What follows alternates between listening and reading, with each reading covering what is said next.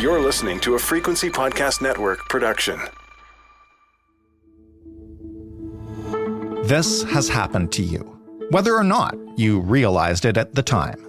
The easiest example I can give you is while you were shopping for experiences, for vacations or concerts or sporting events. You understand by now that depending on how many seats or hotel rooms or packages are left, you're likely going to pay a different price. So that's where this practice began, a long time ago, in an earlier age of the internet. But it very much did not end there. Since then, dynamic or algorithmic pricing has been applied to much of what you purchase online.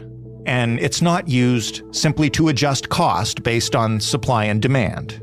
The best way I can put the problem that this practice is trying to solve for a company is like this. With everything I know about this person and this product, what is the absolute maximum price that I can charge them and they will still pay? And it's really the everything I know about this person part where it can get sinister. So, if you've ever noticed that you're sometimes quoted two different prices at different times or in different places for the same item, this is why. If you've ever paid a different price than a friend for the same item, this is why. And unless something changes, these algorithms are only going to get smarter and much better at their jobs. What do we want to do about that? I'm Jordan Heath Rawlings. This is The Big Story. Colin Horgan is a writer and a communications professional. He's based in Toronto, and he examined algorithmic pricing for the Walrus, or I guess what many people are familiar with as dynamic pricing, right, Colin? Actually, personalized pricing, but dynamic pricing is related, so we can talk about that. But yeah, mostly personalized pricing, slight difference. We'll get into the difference for sure. In the meantime, just take us back maybe to, I'm not sure if it was the exact start of this, but to what the Wall Street Journal reported about orbits back in 2012, so more than a decade ago. Yeah, in 2012, it, again, like as you say, it may not be the first instance, but the report of it was kind of one of the markers in time. Orbitz is a travel website, and the Wall Street Journal reported in August of 2012 that the website had found that Apple users tended to spend more per night on hotels than Windows users. And so they were starting to show Apple users slightly different and sometimes more expensive travel options than Windows users that were coming to its site. Again, not the first, but it was one of those moments where people realized that the data that they were giving a website was affecting how they shop. And how have we come to define this practice? I mentioned dynamic, you mentioned personalized. Ultimately, it's all done by machines. It's algorithmic, right? Yeah, so there is a fairly specific difference between personalized pricing and dynamic pricing. Personalized pricing is when a price changes depending on who you are or the data that a company or retailer or a seller has about you specifically as a person. Dynamic pricing, which people know from things like Uber or Ticketmaster or airline tickets, which have been doing it, the airlines have been doing it the longest, is based on a kind of mass demand and supply thing. So it doesn't really matter who you are personally. You're just kind of competing against a narrowing supply, which pushes the price up. So the fewer tickets there might be, the more expensive they become, or the fewer Uber rides there are available, the more expensive yours will be. Right. Personalized pricing is the way that we're talking about it here. Also, you can divide that within a couple of ways. Sometimes you could technically say personalized pricing is like if you're a student or a senior, you're getting a discount. But again, that's putting you in a sort of larger group. So it does affect you personally, but it's because of you're part of a larger group of people. The thing that's been more that this Orbitz example sort of heralded was this period that we've kind of now entered, which is when you go to a website and let's say go to a retailer like Amazon or others, there is a chance that they would be able to know enough information about you based on your previous purchasers or your cookies in your browser, that it could, if they want, impact the final price that you would pay at the till.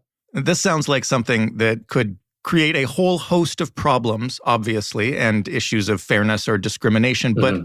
But first, you kind of lay out in your piece a best case scenario for how this technology could be beneficial to both sides of the buyer-seller equation. What does this look like in a theoretically perfect world? Yeah, like there's a couple of goals here. One is obviously they want to maximize profits, but they also want to expand their buyer base, right? So theoretically, dynamic pricing, if they know that people are unwilling to pay a certain price based on the information that they have, they could adjust the price somewhat to make it more accessible for people who may not be able to otherwise pay for something. And this is not, I don't think, you wouldn't notice it as like major differences in price, but I'm giving a very hypothetical example. You may notice a few dollar difference theoretically between two people. Mm-hmm. That's the theory anyway. Okay. Now, as you mentioned, we've seen these things proliferate over the last number of years. What have we seen about how it works in reality? There's some studies on this that have been done that show the actual results that you cite. Yeah, they're a little bit weird because, it's not that easy to track, for one thing, is sort of the subtext of it. But again, there's some evidence to show that pricing algorithms, which is what the companies would have to use in order to be able to do this, they can learn from each other in a weird way. And that, like, if one company were to reduce its price, the other algorithms would adjust the other sellers' prices to sort of meet that. And in theory, that would say, like, well, you're going to race to the bottom and everything will get cheaper. But what ends up actually happening, according to some researchers, is that nobody lowers their price because it's not worth it to like have that race. So the prices actually stay more or less the same. Right. But what that also entails or suggests is that there's unintentional collusion to some degree occurring between the programs that, would be unpredictable and is not necessarily people working to do it, but you end up with everything kind of costing the same instead of this idea that in some instances it would be cheaper. It just ends up being always the same price for everybody. And then the other thing is that, like, if you go to a place like Amazon, I don't know if you've been on Amazon recently, but the site has been, there's a sort of proliferation of drop shipping and people who use programs to adjust their prices, sort of hundreds of times an hour in some cases. And, the people who are able to sell the most and get the highest reviews and the most reviews typically become the highest rated or highest ranked products on a website like that. So if you've got a program running that is adjusting your prices constantly and people are leaving reviews, you end up being one of the top sellers. And then instead of having this website with thousands of options, actually your options kind of get narrowed down to a few dozen or fewer. And these are all because these are the people who are most aggressively using technology to adjust prices quickly so that they're the ones who can match where people are at fastest. It could end up actually narrowing your choices in a way. There are some examples of people in certain neighborhoods paying more for the same good than somebody in a different neighborhood. When it starts to get down to that level, that's when, to me for sure, but also I think to a lot of listeners, it can feel a little creepy and possibly discriminatory. Yeah, there was a ProPublica piece in 2015 I cite in the Walrus piece that they found that prices for the Princeton Review's online SAT tutoring package was different depending on what zip code you lived in.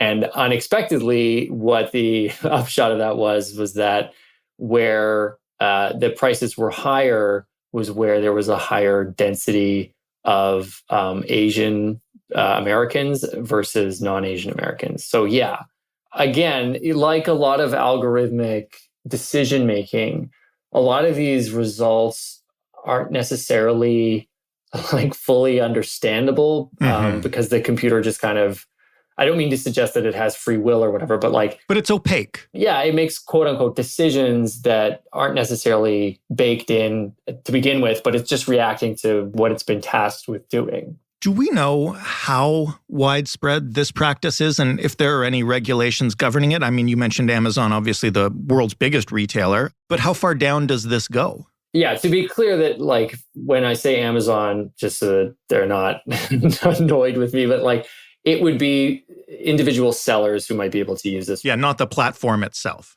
Yeah. And you would get that in, any number of places. I think, the EU has done a study on it, and as has the UK government. And they've had difficulty finding, like really coming to ground on actually how prevalent it is. Mm-hmm. But they are concerned in both cases. And I think most people would agree that the concern is, as I've laid out, that it doesn't actually give full transparency for people when they are making a purchase. Like you would go into a store, presumably, right? And you would know that you're going to pay the same price as literally anyone else in the store with you. Right. Theoretically, you do not know that when you're online. And the reason you don't know that, which is really the important thing, you don't necessarily know what information a retailer has gathered about you that could be impacting the decisions that they're making about what they're selling you. And again, I want to stress that like, this does not mean necessarily that when you see a price online, you are paying something different than your neighbor or, your husband or wife or whatever. Mm-hmm. It just means that it could happen. It means you don't know that you're not. You don't know. And the reason you don't know is because there's very little transparency about what information they're gathering about you. That is the real crux of this issue.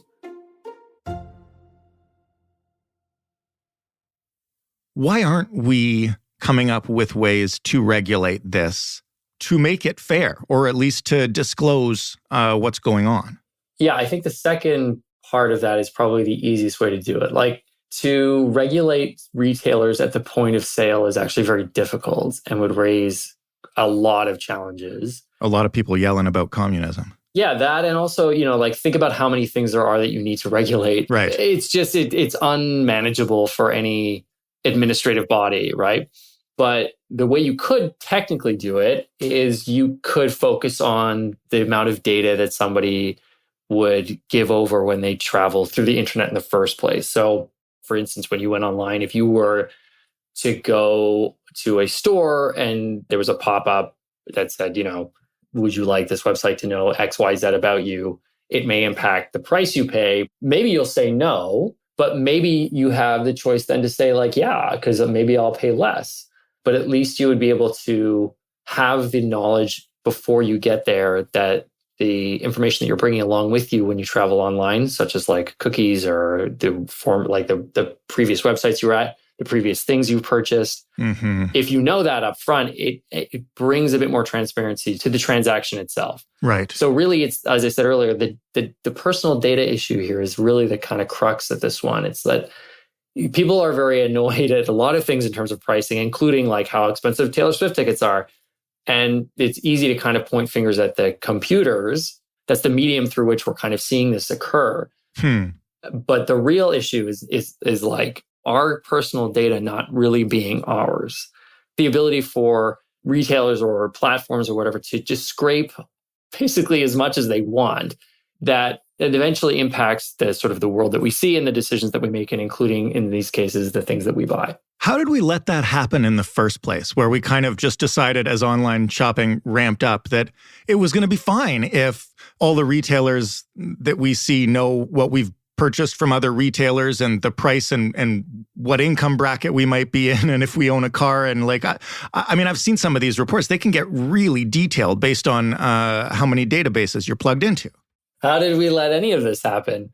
I mean, it's the same reason we, never really regulated Facebook, and we never really put much thought into what kind of an internet we were building, right? Like we similarly, allowed all these disruptive platforms to take over like very key parts of our society, including housing and transportation for a time. Now there's some pushback, but along with that came a kind of a readiness innately to just allow all of these things to occur, because the kickback for us was convenience, right? Right. So it's extremely convenient for us to go on Amazon or any other retailer and just buy things from home.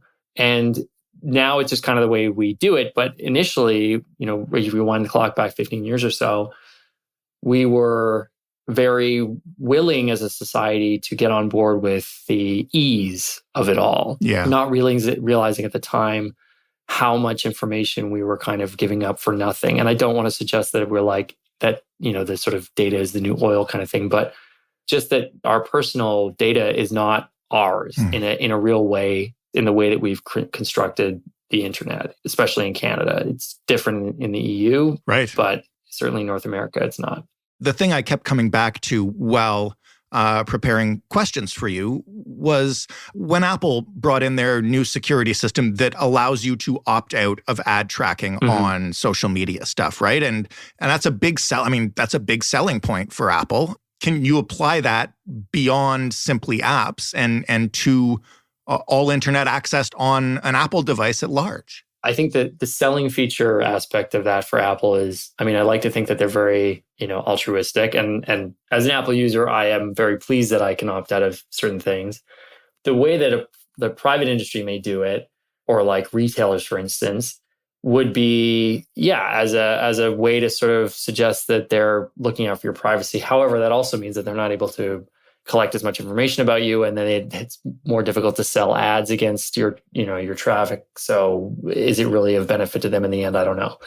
The ad-supported internet is really part of the issue here, right? Like, people need to make money, not just by selling things, but by having people just browse their website and sign up for their mailing lists. And the information that they need in order to be able to sell ads and target things to you on, say, Instagram or whatnot, comes from from you. And if without it, the businesses suffer. Right. So right now, there's a consumer bill. The federal government made updates to the Canada's Competition Act in 2022 in the budget. It didn't deal with algorithmic or, personalized pricing directly, but they are, aware that there are concerns about it. And the Competition Bureau currently is not, really equipped to deal with it. So whether there's an opportunity to now, create a new piece of legislation or amendments to the Competition Act or the consumer bill that's I believe is going through Parliament at the moment would be the best way to do it. And as I said, I think, introducing some element of required transparency so that people have control over their data would be one way. But, I don't mean to ramble here, but that opens up a huge can of worms in and of itself. How so? For people to have control in a real sense over the data that their personal data when they go online, would sort of rethink the internet to some degree. The GDPR legislation in the EU is an interesting start. And I think a lot of countries around the world look to that as a standard to emulate. I think probably Canada's in the same boat. But we just had an instance with, I think it was C18, where the platforms went toe-to-toe with the government over what people could see and with the control of the data that they were giving, and it was just geographical. And that went to weird places, right? That conversation just took such a strange left turn toward what media is, what people should, everything. It went bananas. And my sense of it is that I would love to have this conversation in a rational environment, but it strikes me that it would be very difficult to have. And I would sort of look to the government for guidance and real serious thinking about, here are the things we need to address and here's how we're going to do them, and get something together very quickly that we can work from, instead of, hey, what should we do? And then have chaos erupt. I'm going to assume, and this is my last question, but I will assume for a moment that swift, well thought out regulation does not immediately appear on the scene. What does the future hold for this kind of technology? I mentioned earlier, artificial intelligence, I'm sure, has the capability to make this algorithmic pricing even better, or at least to make it way stranger. How serious could things get here? A ChatGPT or a Bard style AI, like large language model or whatever, part of the future of that is going to be search engines, right? Like that you would say to a search engine, I need to find the best, kettle. And it will say, hey, I found this great deal on this thing that meets your requirements. It's still using your data. It's all the same. It's sort of like that program would likely be able to scour websites in a fraction of a second compared to what you would be able to do in an afternoon looking for the same item, the same price. So I can only imagine that if that's the way things go, more and more people will use price, algorithms to compete so that they basically, the AI is talking to the AI and they're deciding on the right price for you. And you're completely removed from the process, even more so than you are now, would be my guess. It's always been my dream to be completely removed from the buying process. So, well, you can just lie down in a dark room and be completely removed from things anytime you want, if you like. I could, but I have a job. Colin, thank you so much for this conversation. It's always fascinating to explore just what various companies know about us and how they use that. Terrifying, but illuminating. Colin Horgan, writing in the Walrus. That was The Big Story. For more, you can head to thebigstorypodcast.ca. A reminder, we've gotten some great questions about money from you folks over the past week. We're always looking for more, especially if you've got a personal problem you're willing to talk to our staff about as we try to uncover how we can make episodes about money more effective for the listeners.